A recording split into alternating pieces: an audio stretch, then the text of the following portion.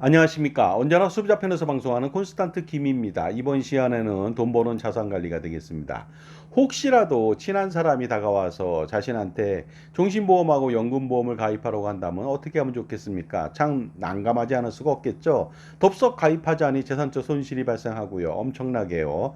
그리고 또 거절하자니 그동안 쌓은 인간관계가 무너질 것 같으니까 굉장히 딜레마가 아닐 수 없는데 제가 유용한 팁을 하나 안내해 드리도록 하겠습니다.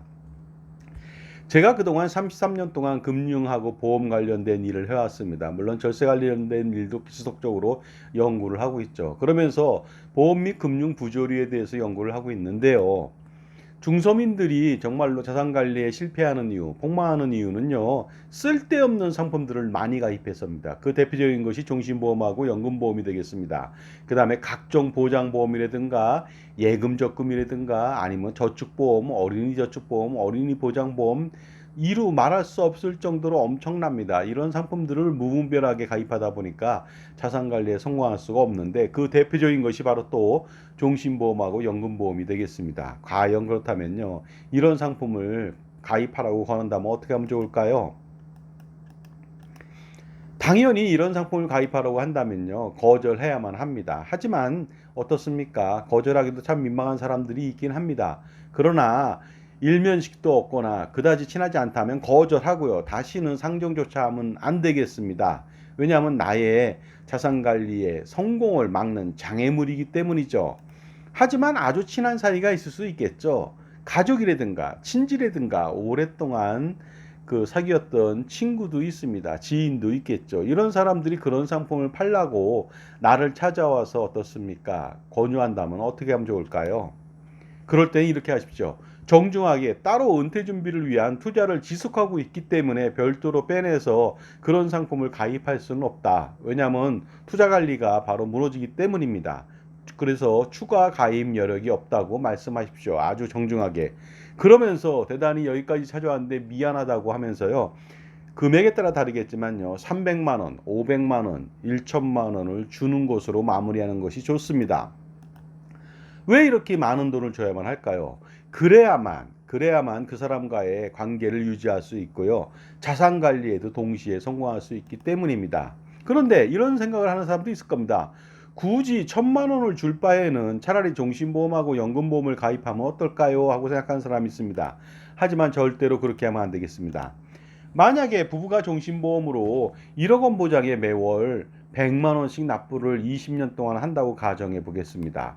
그리고 부부의 연금보험으로 매월 100만 원씩 20년 동안 또한 나입하는 상품을 권유해서 가입한다고 가정해 보도록 하겠습니다.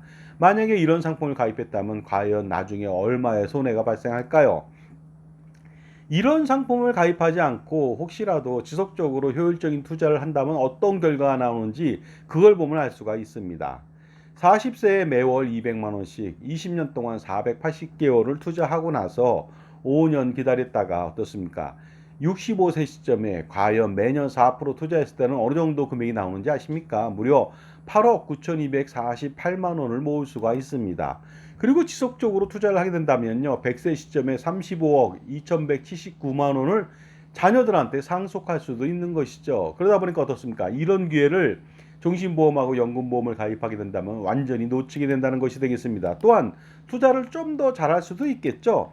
매월 200만 원씩 480개월을 매년 6% 투자한다고 가정해 보도록 하겠습니다. 이랬을 때 65세 시점, 은퇴 시점에는요, 무려 12억 3,662만 원을 확보할 수 있고요.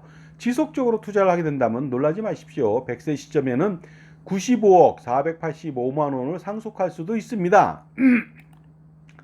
그러다 보니까 손해액은 여러분이 금방 알 수가 있겠죠. 만약 가입했다면요. 종신보험하고 연금보험을 이런 금액을 모두 포기해야만 합니다. 따라서 너무 아깝지 않습니까? 그러므로 가입하는 대신 1,000만 원을 주라고 하는 것이죠. 그래도 아깝지 않다는 것이 되겠습니다. 그렇게 한다면 현명한 사람이라면 관계도 유지하고 돈도 벌 수 있는 거 아니겠습니까?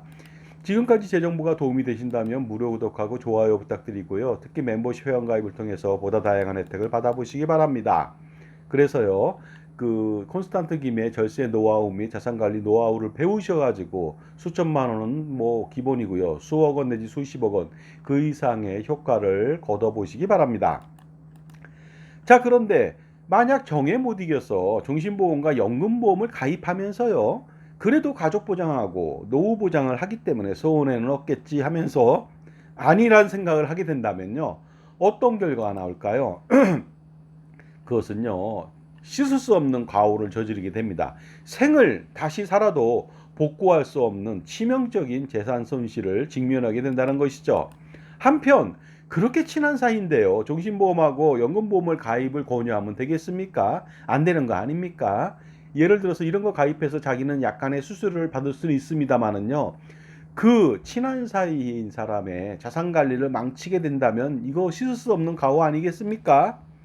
만약에 그런 상품을 권유하는 사람이 그 상품의 위험성을 모르기 때문에 가입을 권유한다. 이런 것은 어느 정도 이해가 됩니다. 하지만요, 가입하게 된다면 엄청난 재산 손실이 발생한다는 것, 초래된다는 것을 잘 알면서도 권유하게 된다면 사악하기 그지없기 때문에 돈을 주고요. 다시는 상종하지 않으면 되겠습니다.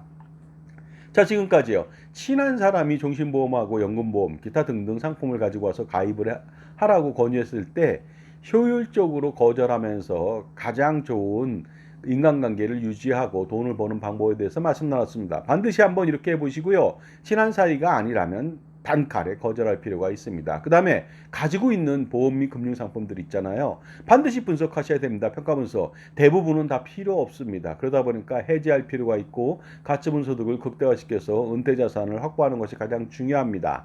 물론 이렇게 리모델링을 위해서 접근해서요. 많은 상품들을 해지한 다음에 또 다른 보험 상품을 권유한다. 그러면 그 사람은 정말로 나쁜 사람이죠. 그런 사람하고도 같이 상종하면 안 되겠습니다. 감사합니다.